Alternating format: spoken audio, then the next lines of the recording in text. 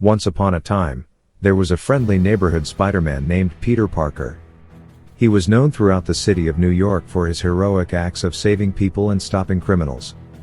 His fame had spread so far that he even had his own comics, cereal, and a Christmas album. However, there were moments in his past that he wasn't too proud of, like the infamous emo dance.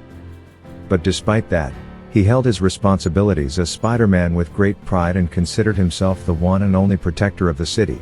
The story introduces us to Miles Morales, a teenager from Brooklyn who is preparing to attend a new school. He lives with his parents, Jefferson and Rio.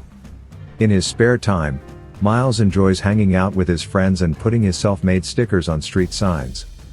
One day, while doing so, Jefferson, who happens to be a police officer, catches Miles and drives him to school in his patrol car. During the ride, they hear a news report about Spider-Man, whom Jefferson dislikes. Upon reaching the school, Jefferson tells Miles he loves him, but Miles doesn't reciprocate. To make him say it back, Jefferson uses his radio to force Miles to say "I love you" in front of his classmates, causing him to feel embarrassed. As Miles begins to adjust to his new school, he focuses on his studies. In one of his classes, he meets a girl named Gwen Stacy, who doesn't reveal her identity right away. Later, Miles sneaks out of his dorm to see his uncle Aaron, who has a history of criminal activities and is considered the black sheep of the family. Miles confides in him about Gwen, and Aaron suggests that he try to impress her by touching her shoulder. They then venture into the tunnels near the subway to do some graffiti, as Aaron admires Miles's artistic skills. While Miles is spray painting the walls, a radioactive spider with glitchy movements bites his hand after he takes a photo of his work. However, he flicks the spider away lightly and leaves with Aaron. The following day, Miles experiences some unusual changes. He starts hearing a voice in his head, accompanied by text boxes similar to those found in comics. His clothes no longer fit him properly, and he's sweating profusely. While trying to introduce himself to Gwen, she gives him a fake name, and when Miles attempts the shoulder touch, his hand gets stuck on her shoulder and then her hair. They have to go to the nurse's office to have her hair cut off. Later, when Miles returns to his room, a security guard catches him and points out that he's broken the rules by leaving his dorm. Miles panics and hides in the man's office, but everything he touches sticks to him, causing him to freak out even more. He eventually climbs out the window and discovers he can walk on walls and has newfound powers and abilities, leaving him amazed. Miles decides to return to the tunnel where the spider bit him, and upon examining it, he notices that it's glitching again. Soon after, he senses danger and hides as his spider sense kicks in. Spider-Man appears, being chased by the Green Goblin. The battle leads them to Fisk Industries, where Kingpin is trying to activate a super collider. During the fight, Spider-Man saves Miles from harm's way and realizes that Miles is just like him. However, as the collider is turned on, strange things start happening to the structures outside the building. A blast occurs, leaving Spider-Man badly injured, and he tells Miles to hide while giving him a drive to shut down the collider. Kingpin, Goblin, and another villain, the Prowler, surround Spider-Man and remove his mask. Spider-Man pleads with Kingpin not to restart the collider and even mentions his family, but this only angers Kingpin, leading him to kill Spider-Man by slamming his fists onto him, which Miles witnesses in horror. He rushes back home, and when his parents find him, he runs to hug his father Jefferson. The news of Peter Parker's death as Spider-Man spreads throughout New York, causing widespread grief. Miles, among many other fans dressed as Spider-Man, attends the memorial service for Peter. During the service, Mary Jane gives a touching eulogy for her late husband while Aunt May looks on mournfully. Inspired by MJ's words, Miles decides to become the new Spider-Man. However, he struggles to control his powers and seeks guidance. One day, while visiting Peter's grave, he encounters a stranger, Peter B. Parker from a different dimension. This older Peter reveals that he has been Spider-Man for years, but lost Aunt May and his marriage to Mary Jane due to his struggles as a superhero. After being pulled into Miles' dimension by the super collider, Peter is knocked unconscious, and Miles tries to help him escape the police. However, their attempt to swing away ends in a crash, and they find themselves stranded on the streets as passers-by ignore them. After bringing Peter to a safe location, Miles questions him about how he could be alive in this dimension, correctly deducing the alternate universe theory. Miles then shows Peter the drive that his universe's Peter had given him, but it turns out to be broken. Peter manages to free himself and decides to find a new one to go back home as he glitches and becomes unstable in this dimension. However, Miles persuades him to let him join him so they can fix things together. Donning their costumes, they head to Alchemax Labs where the Collider data is kept. While trying to sneak in, they encounter Kingpin, his henchman Tombstone, and his top scientist. Kingpin's ultimate goal for using the Collider is to reunite with his wife Vanessa and son Richard, who fled from him years ago after witnessing him attempt to kill Spider-Man, only to be tragically hit by a truck.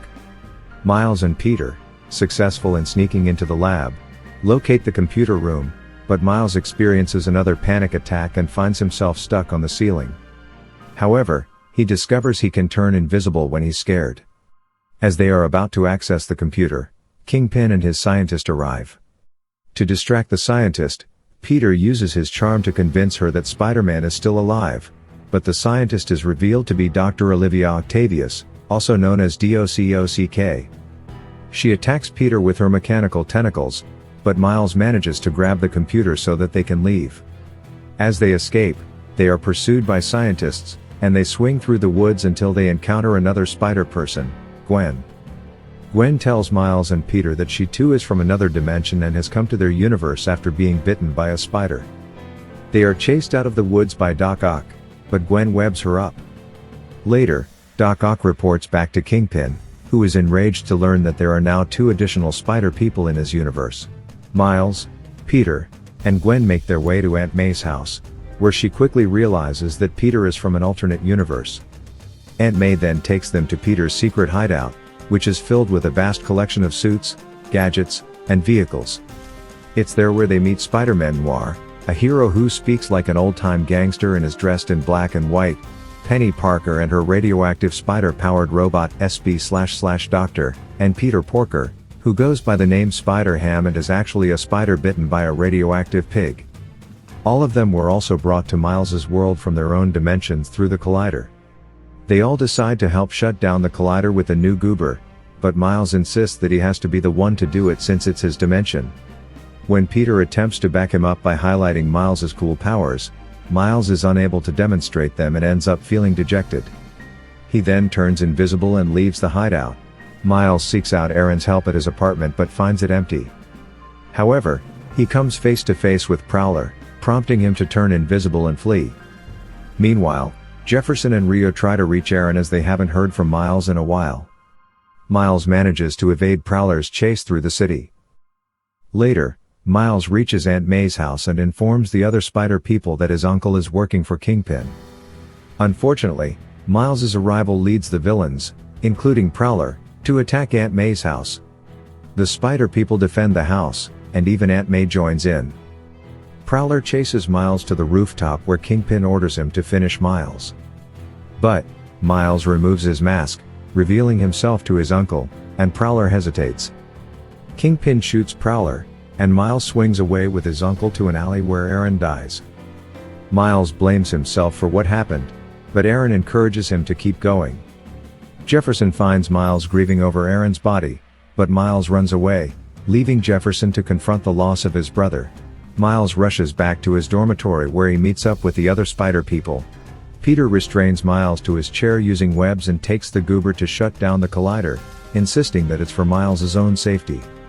Meanwhile, Jefferson arrives outside Miles's dorm, but Miles is unable to respond due to being webbed up.